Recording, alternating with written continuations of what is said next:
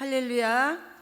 네, 옆 사람에게 우리 인사 한번 하겠습니다. 사랑하고 축복합니다. 큰 은혜 받으세요. 네, 여러분 우리가 이렇게 살다 보면은 많은 사람을 만나게 됩니다. 우리가 이 어떤 사람은 저 사람은 왜 저래, 인간이 저래 왜 막 이렇게 생각되는 사람도 있고, 또 어떤 사람은 저 사람 참 인간이 정말 됐다. 예, 정말 참 인격이 정말 고상하고 참 아름답다. 정말 사람 됨됨이가 괜찮다. 이렇게 느껴질 때가 있잖아요, 그죠? 그런 사람들이 있죠. 그렇게 느껴질 때가 여러분 언제입니까? 언제 우리가 그런 사람을 볼 때, 언제 그렇게 할 때 그렇게 고상하고 아름답게 느껴집니까? 네, 제가 정말 이렇게 보면은 작은 일에도 아주 그냥 나는 다 잊어버리고 지나갔고 생각도 안 나는 아주 작은 일도 잊어버리지 않고 기억하고 꼭 은혜를 기억하고 감사를 표현하는 사람, 이런 사람을 볼 때 참 그 표현하는 감사하는 그 태도, 그런 사람들을 볼 때 참 귀하고 참 귀하다, 그리고 참 아름답다, 고상한 인격이다, 이렇게 느껴질 때가 있습니다. 성도들은 정말 그래야 되지 않을까. 성도들의 그 참되고 아름다운 모습은 어떻게 나타나야 될까, 이런 생각을 한번 해보니까 성도들의 아름다운 모습은 그냥 우리가 뭐 특별히 잘생기고 멋있고 뭐가 좀 많고 베풀고 그래서 아름다운 게 아니라 그냥 평범한 일상 속에서 숨 쉬는 순간마다 우리가 은혜를 잊지 않고 기억하는 태도를 가진 사람, 그래서 감사하는 사람, 늘 감사가 넘치는 사람, 이래도 감사 저래도 감사, 하나님의 은혜와 나의 영적 성장을 돕는 목회자들과 그리고 이웃들과 또 항상 곁에 있어서 고마운 줄도 모르는 내 아내와 내 남편, 그리고 내 자녀들에 대해서 여러분 감사를 얼마나 표현하고 사는지, 이렇게 성도라면 이렇게 감사를 표현하는 이러한 태도를 가진 성도가 정말 아름다운 그런 신앙 인격의 모습이라, 이런 생각이 듭니다. 제가 설교를 준비하면서 정말 그런 생각이 들더라고요. 그래서 나도 정말 이런 평상 속에서, 일상 속에서 숨쉬는 순간마다 이런 고상한 인격이 되었으면 좋겠다, 이런 마음이 들었어요. 우리 옆 사람에게 한번 해볼까요? 내 옆에 앉아주셔서 감사합니다.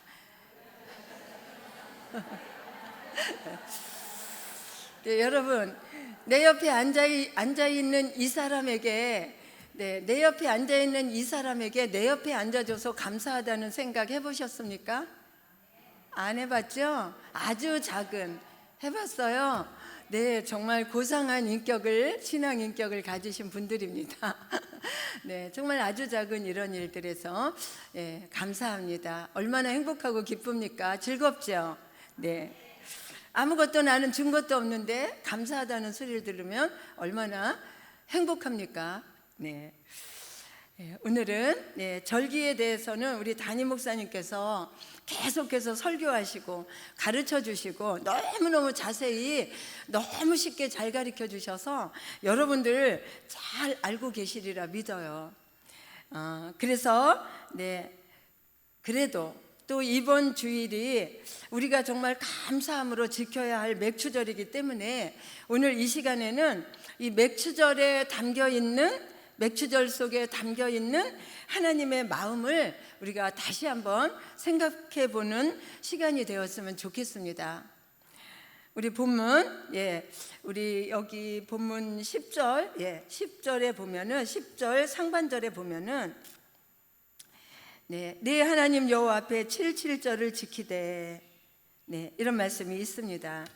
곡식의 낫을 되는 첫날부터 7주를 계산해서 77절을 지키는데, 이 77절은 이스라엘의 네 번째 절기입니다. 77절은 6월절로부터 50일째 되는 날로 보리 수확을 하고 첫 열매를 드린다 해서 맥추절이라고도 하고, 신약에 와서는 성령 강림 주일로 오순절이라고도 합니다.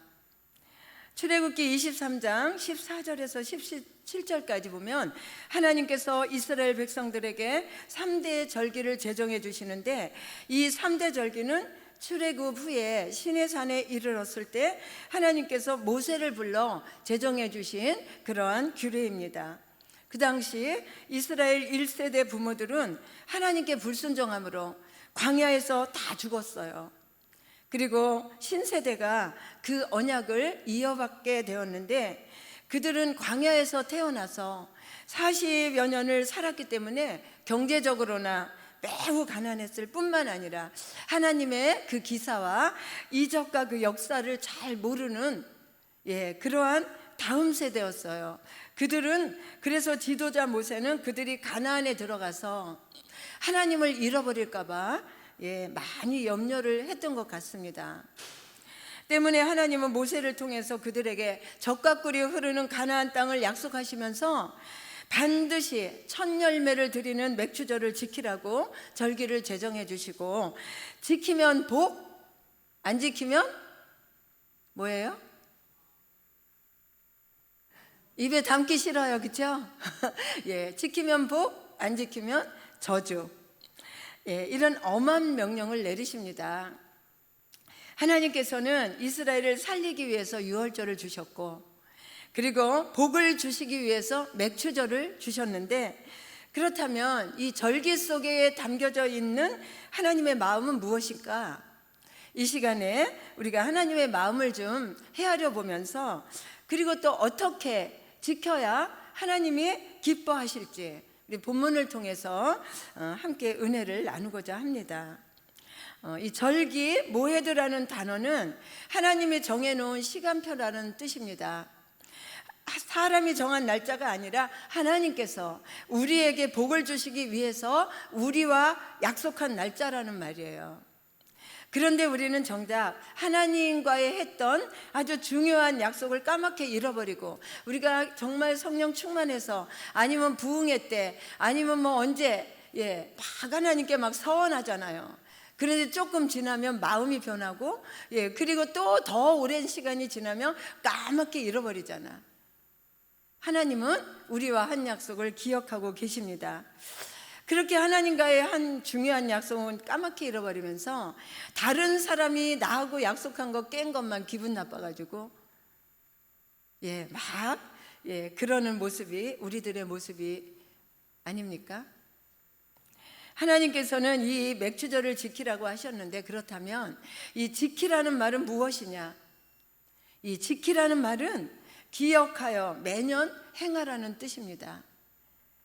그럼 무엇을 기억해야 할까요? 첫째로 맥추절은 구원의 은혜를 기억하는 하나님의 절기입니다. 레위기 23장 우리 1절 2절 우리 함께 읽겠습니다. 시작. 여호와께서 모세에게 말씀하여 이르시되 이스라엘 자손에게 말하여 이르라.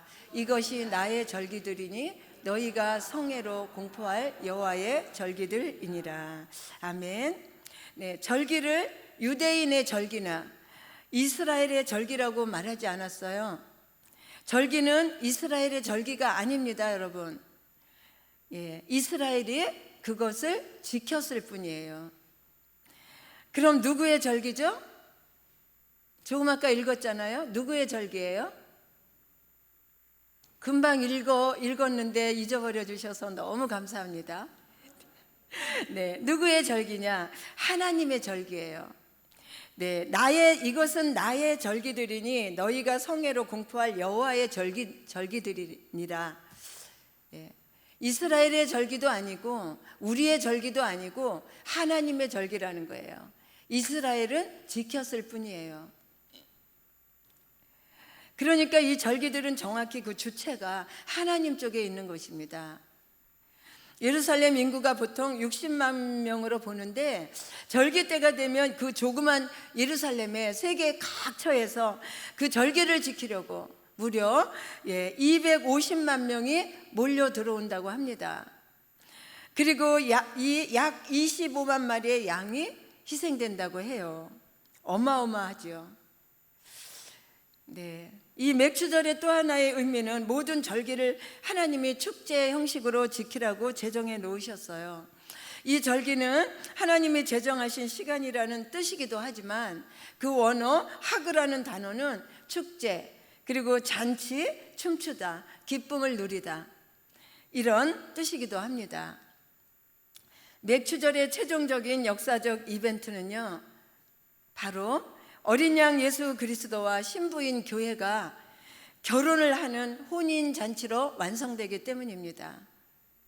그래서 잔치하는 날이에요. 기쁘고 춤추는 날입니다. 결혼식만큼 기쁜 축제일이 어디 있어요? 맥추절은 바로 그날을 기억하며 미리 맛보고 지키는 것입니다. 그런데 여러분들 중에 혹시 자기 결혼식 날짜 잊어버려서 아니면 기름 준비, 아까 우리 특송도 했는데 기름 준비 못해서 신부가 입을 드레스를 준비하지 못해서 자기 결혼식 날 예식장에 못 가신 분 계신가요? 여기 그런 분은 한 분도 없기를 축원합니다. 아멘.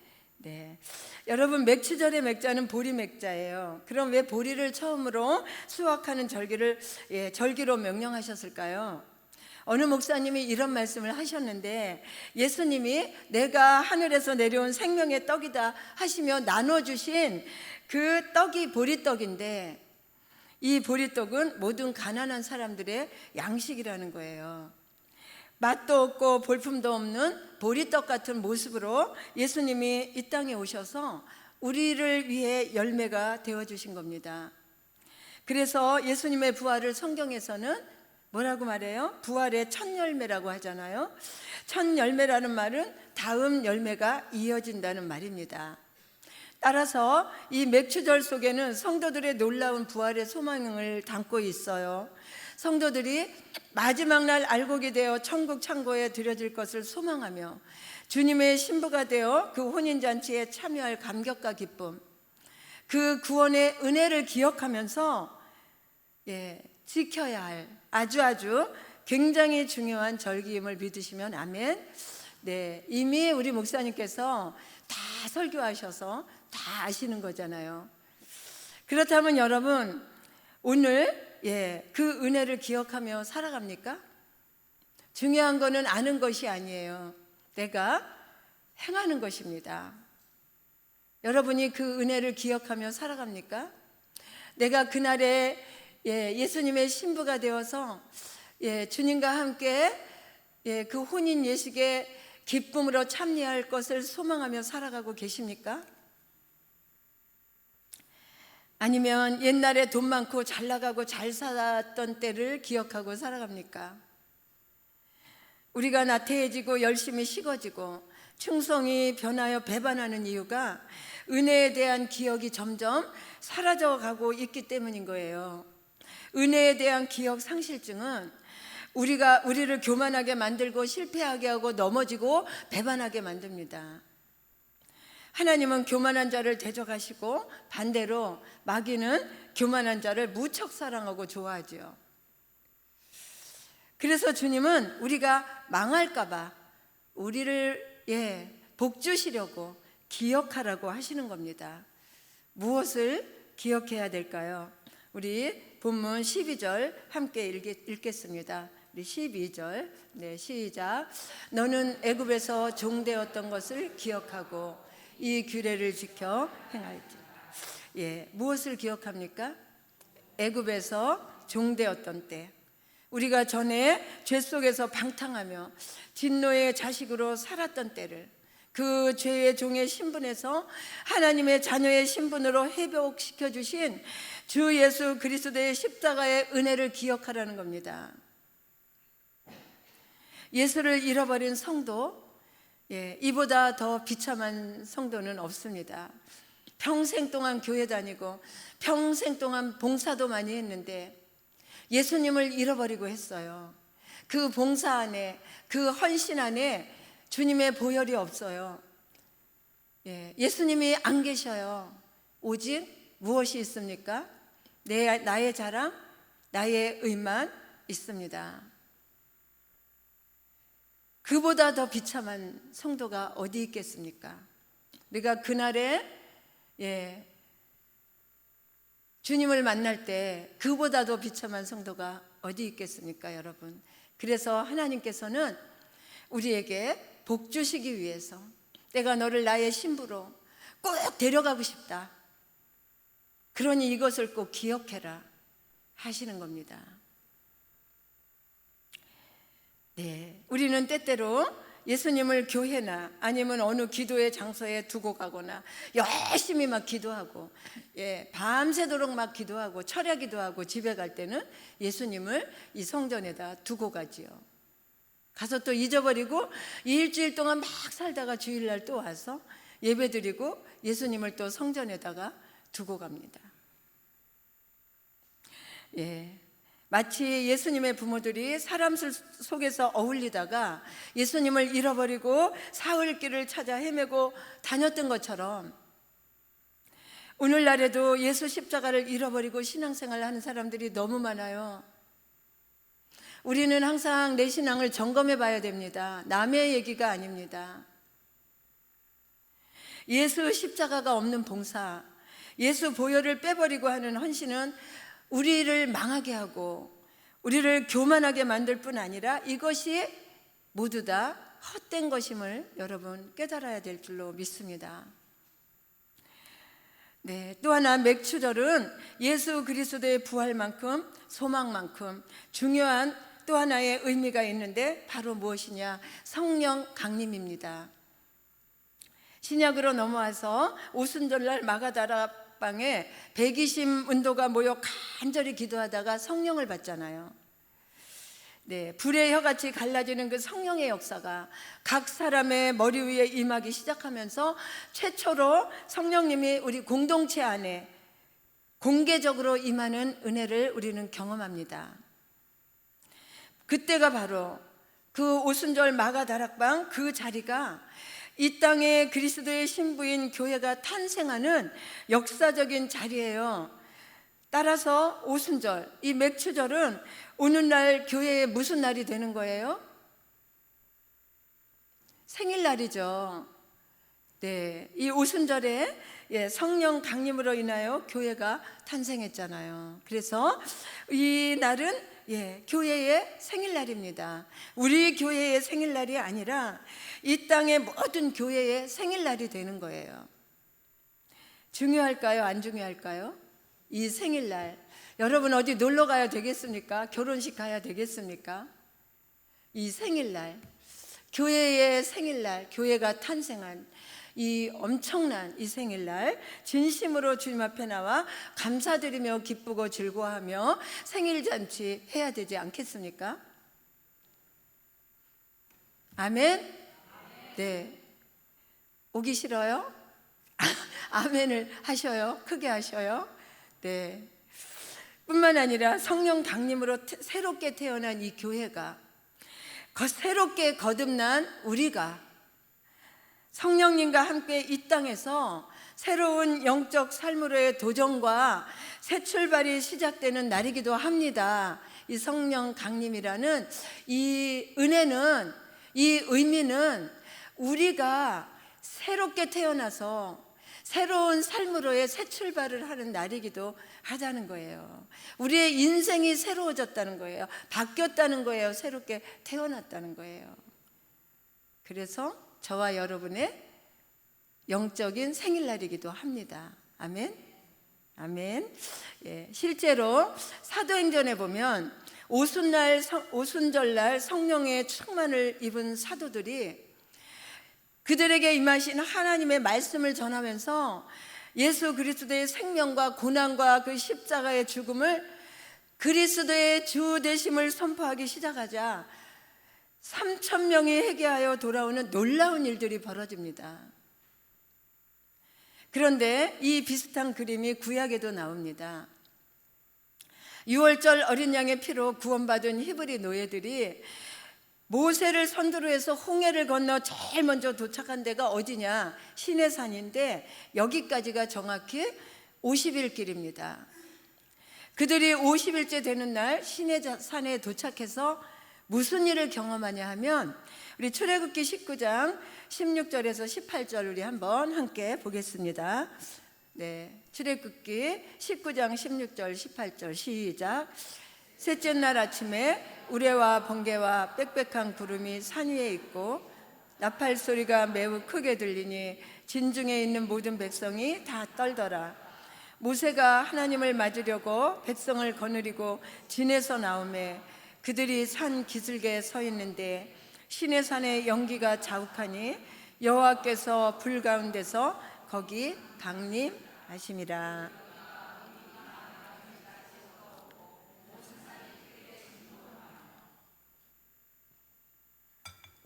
네. 그들이 최초로 불 가운데 임하시는 하나님의 임재를 경험한 거예요. 얼마나 놀라운 현장이었겠습니까? 그 하나님이 어디 가운데 임재하셨다고요? 불 가운데. 네, 맞습니다. 이것이 바로 구약의 오순절입니다. 신약의 오순절 마가다락방에 성령이 임할 때 어떤 모습으로 나타났습니까? 불같은 역사로 나타났죠. 구약의 성령의 임재는 율법으로 말씀하셨지만 신약의 성령은 우리 속으로 오셔서 우리 마음 안에서 말씀하시는 줄을 믿으시면 아멘. 아멘. 구약의 율법은 돌판에 적혀 있었지만 신약의 성령은 우리 마음판에 새겨졌습니다. 아멘. 네, 이때 모세와 이스라엘 백성들에게 하나님이 주신 게 있는데 그게 뭐지요? 토라, 하나님의 말씀, 하나님의 율법입니다. 근데 여러분, 이 모세가 산꼭대기에 올라가서 하나님과 대면하면서 그 율법을 받을 때 이스라엘 백성들은 산 밑에서 무슨 짓을 하고 있었어요?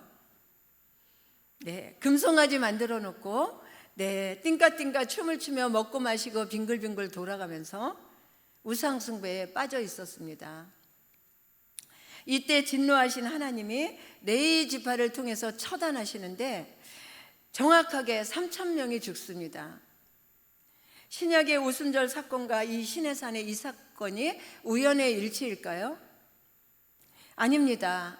구약의 오순절과 신약의 오순절은 연결되어 있습니다. 여러분, 모세가 받은 율법 앞에서는 모든 인생은 죽을 수밖에 없는 인생이라는 겁니다.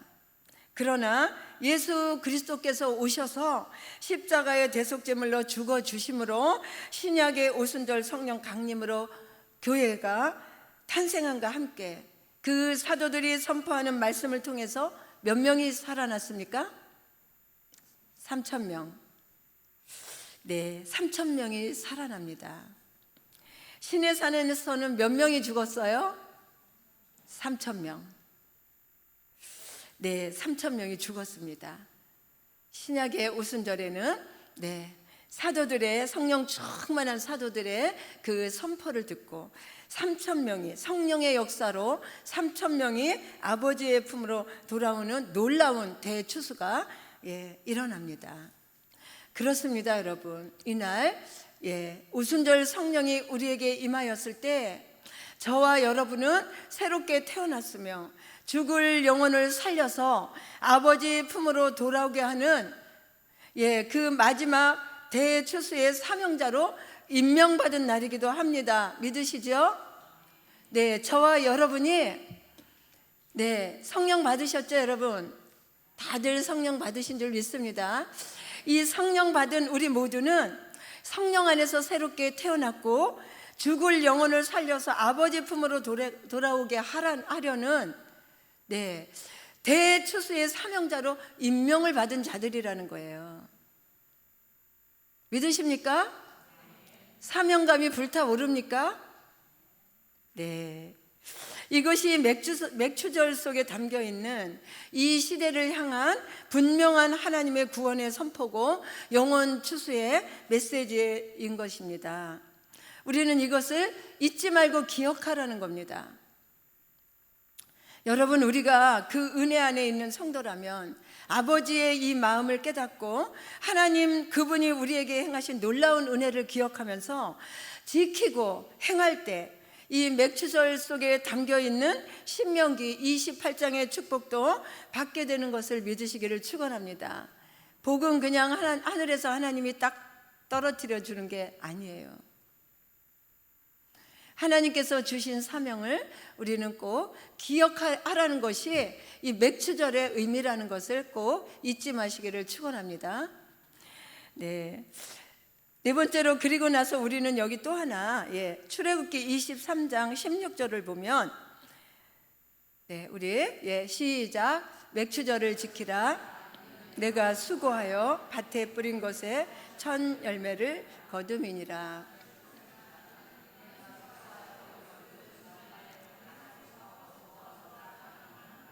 아멘.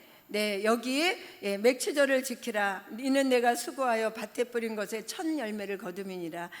여기 두 가지를 기억하라고 하십니다. 내가 수고하여 밭에 뿌린 것에 첫 열매를 거둔 것을 기억하라는 것입니다.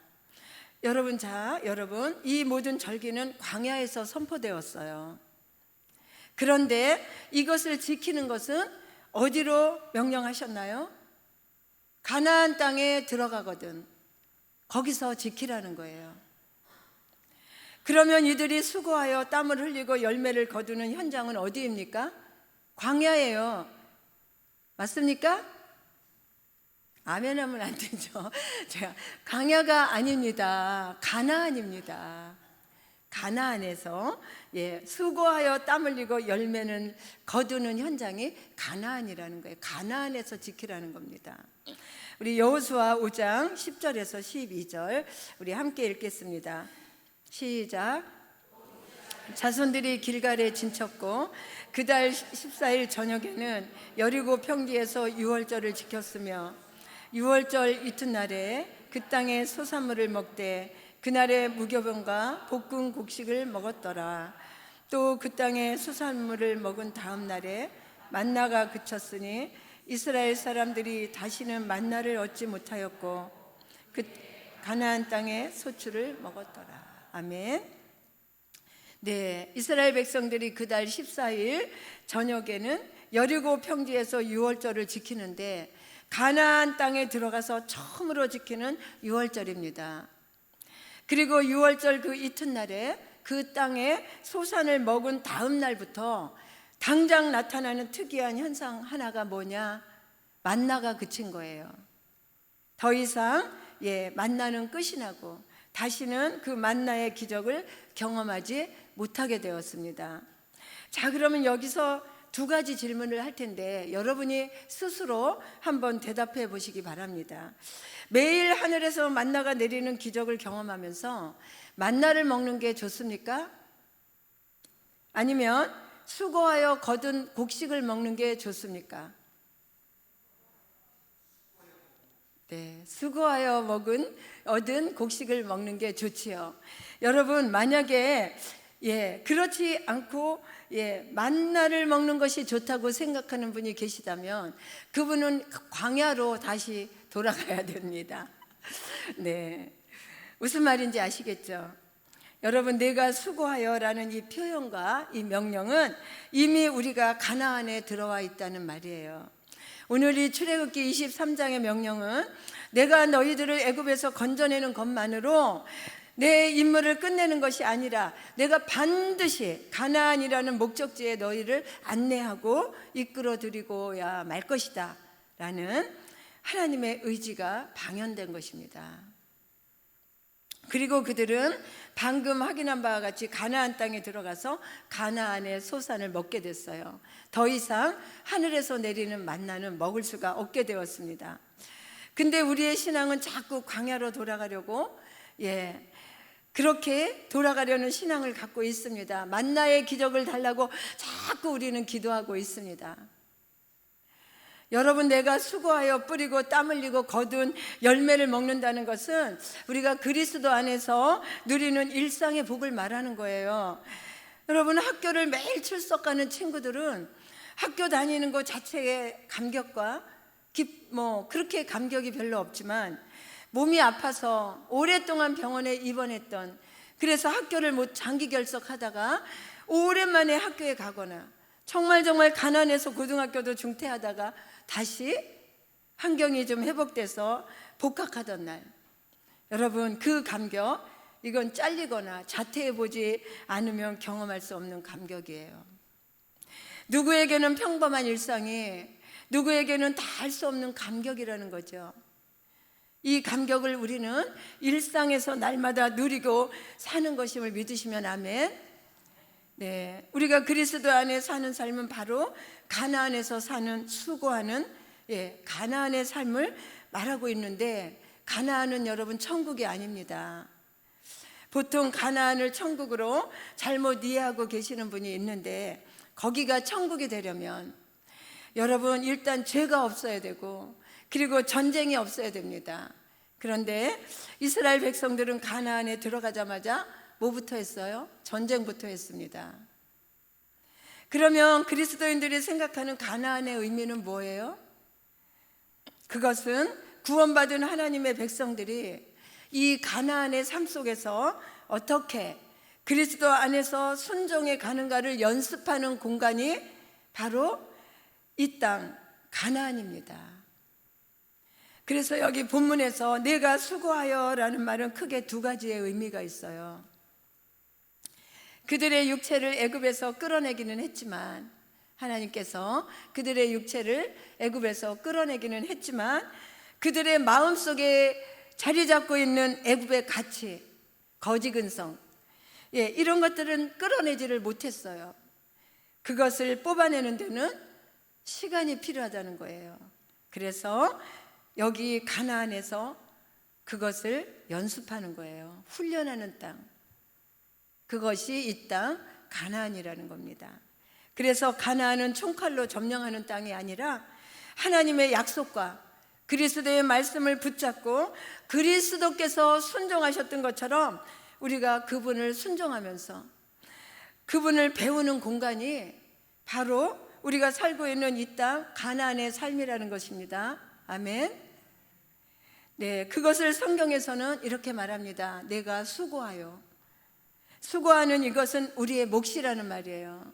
우리가 성령께서 우리를 인도하시지만, 그러나 우리가 수고하는 우리의 몫은 내가 부지런히 연습하고 부지런히 훈련하고 배우고 부지런히 순종하고 그러는 것은 우리의 몫이라는 거예요. 물론 그리스도께서 성령께서 인도하시지만 반드시 우리가 해야 될 몫이라는 것을 우리는 꼭 기억해야 된다는 말입니다.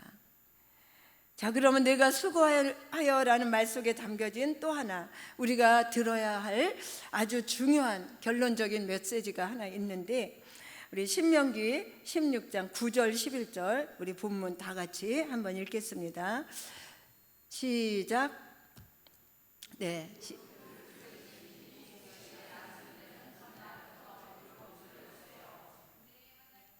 네, 우리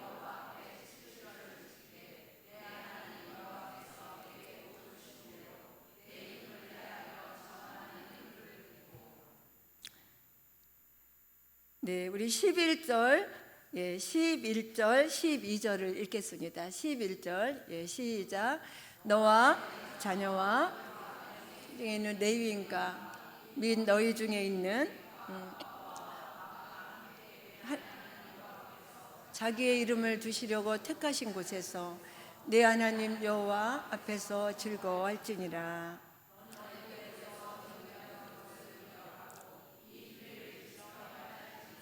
네. 타 종교에도 구제를 하는 것이 있지만, 그러나 기독교의 구제와는 차원이 다릅니다.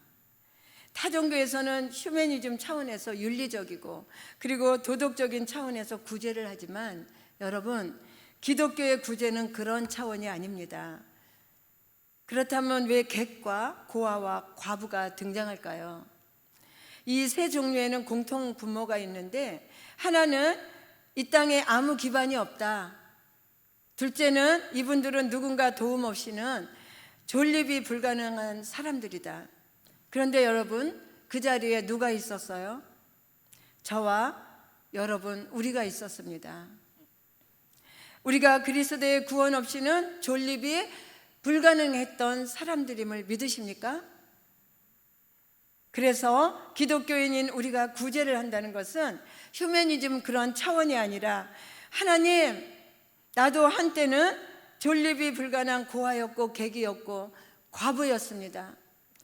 그러나 이제는 고아가 아니라 영원한 아버지가 있고, 그리고 이제는 객이 아니라 영원한 집이 있으며, 그리고 이제는 과부가 아니라 영원한 신랑이 있습니다. 이렇게 하나님의 그 크신 은혜를 고백하는 신앙의 고백의 의미가 담겨 있는 것입니다. 여러분, 맞습니까? 우리는 고아가 아니라 아버지가 계시고, 그죠? 과부가 아니라 영원한 신랑이 있어요. 객이 아니라 영원한 우리 집이 있지 않습니까? 여러분, 기쁘시죠? 여러분이 이것을 기억하면서 이 가나안 이 땅에서 수고하면서 부지런히 피 흘리기까지 싸우면서 수고하면서 신랑 대신 예수님 맞을 준비를 하라는 것이, 그것을 기억하라는 것이 오늘 맥추절의 의미입니다. 동시에 여러분, 이 그들과 함께 즐거워하라는 말씀에 선교적 전도의 명령이 있는 것입니다. 왜 우리가 많은 재정을 들이면서 고생을 하면서 전도하고 이 명령에 순종을 해야 됩니까? 그 이유는 그 땅 끝에 내 이웃에 아직도 존립 기반이 없는, 누군가의 도움 없이는 살아갈 수 없는,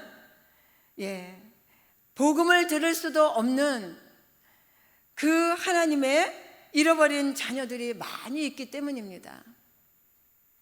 그들을 성경에서는 세 가지로 소개했는데, 바로 객이요, 고아요, 과부라고 소개하고 있는 것입니다. 그러면서 하나님께서는 맥추절을 지킬 때 너희가 그들과 함께 즐거워하라. 어디서? 하나님이 정하신 택하신 곳에서. 그곳이 어디입니까? 하나님의 성전에서 그들과 함께, 그들을 데려다가 즐거움을 함께 누리며 하그다 춤추며 즐거워하며 하나님 앞에서 지키라는 것입니다. 이것이 우리가 맥추절을 잘 지키는 것입니다. 맥추 감사 헌금만 드리는 것이 맥추절을 지키는 것이 아닙니다, 여러분. 영적인 차원에서 또 육적인 차원에서 교회가 그들을 구제하고 그들과 함께 즐거워해야 하는 것은 사실상 하나님의 마음과 선교적 명령이 이 맥추 감사절 속에 담겨 있기 때문에 우리는 객이여 고아여 과부였던 내가 영원한 아버지가 생겼고 영원한 집이 생겼고 영원한 신랑이 생긴 그 은혜를 기억하면서 이제 이들에게 나눠야 된다는 거예요. 이들을 돌아보아야 된다는 것입니다. 우리가 받은 이 구원의 감격, 우리에게만 머물러서는 안 된다는 것입니다. 아직도 복음을 듣지 못하고 알지 못하는 이 땅에 여러분의 주변에 고아와 과부와 나그네를 향해서 오늘도 내일도 우리는 걸음을 멈추지 않고 내디디면서 순종해야 한다는 이 말씀이 맥추절의 의미인 거예요. 이번 맥추절은 이번 주일 내일 모레는 맥추 감사절이기도 하지만 영적으로 객이여 고아며 과부가 된 잃어버린 영혼들을 돌아보아 찾아오는 지역 총동원 주일이기도 합니다. 여러분의 지금 목장의 지역에 객이여 고아여 과부들이 얼마나 많습니까? 이 잃어버린 영혼들, 네, 아버지도 없고 영원한 집도 없고 신랑도 없는 이 잃어버린 영혼들이 여러분의 주변의 이웃의 여러분의 목장에 얼마나 많습니까? 여러분 꼭 이 여들을 찾아가서 이 하나님 이 맥주의 감사, 우리가 그날에 예수님의 신부로, 신랑 되신 예수님의 신부로 들림 받을 것을, 그 기쁨을 그들에게도 나눠주면서 그들을 데려와야 될 줄로 믿습니다. 찾아와야 될 줄로 믿습니다. 이것이 하나님의 명령이라는 것을 기억하시기를 바랍니다. 네, 그렇다면 어떻게 하나님의 마음을 헤아려서 지켜야 할까요? 구체적인 방법이 10절 말씀에 있습니다. 우리 10절 한번 다시 읽겠습니다. 시작.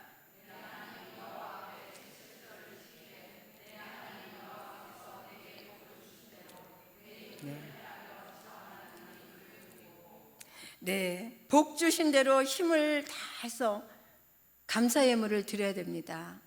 먼저는 하나님은 우리의 형편을 아십니다. 여러분, 빚을 내서 힘에 겹도록 없는 데서 드리라고 하시는 아버지가 아니십니다. 다만 인색함으로 하지 말고, 그리고 은혜를 기억하고 사모하면서 정성을 다해 자원하는 예물을 준비해서 드려라. 두 번째는 하나님께만 하라고 하셨나요? 아닙니다.